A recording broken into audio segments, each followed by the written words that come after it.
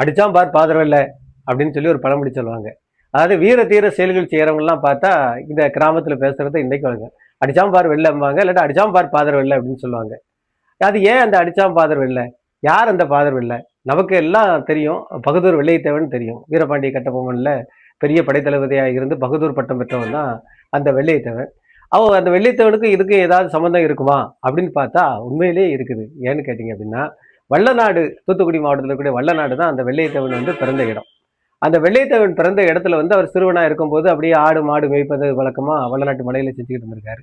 அந்த நேரத்துல பாத்தீங்க அப்படின்னா வீரபாண்டிய கட்டபொம்மன் தாமிரபரணி ஆற்றங்கரைக்கு அந்த பகுதியில வந்துட்டு குதிரை வழியா இங்க இருந்து பாஞ்சாலங்குறிச்சிக்கு போறதை வழக்கமா கொண்டு இருந்திருக்காரு.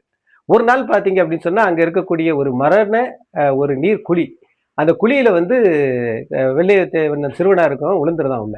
விழுந்த உடனே அவன் வெளியே வர முடியல. அவன் எவ்வளவோ மல்லு கட்டிக்கிட்டு இருக்கான், அவனால வெளியே வர முடியல.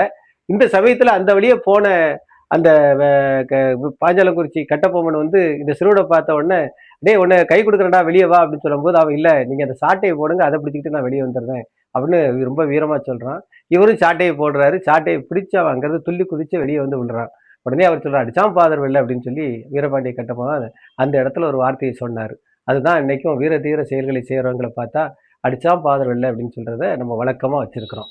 அதோட மட்டும் இல்லாம வீரபாண்டிய கட்டபொம்மன் அந்த சிறுவனை மீட்ட, அந்த வெள்ளைத்தேவனான சிறுவனை மீட்ட அந்த இடம் இப்ப 4 வழிச்சாலை போடும்போது தான் மூடப்பட்டது. அது வரைக்கும் அந்த இடம் வந்து வெளியே தெரிஞ்சுக்கிட்டு தான் இருந்துச்சு. இன்னைக்கு ஒரு வித்தியாசமான ஒரு இதை பார்த்தீங்கன்னா, அந்த வெள்ளைத்தேவன் பிறந்த வல்லநாட்டு தெருவுல இன்னைக்கும் போனீங்கன்னா, அதாவது ஒரு கோழியை வந்து பொரிப்பதற்காக அடகாக்க வைக்கிறாங்கன்னு வச்சுக்கோங்களேன்.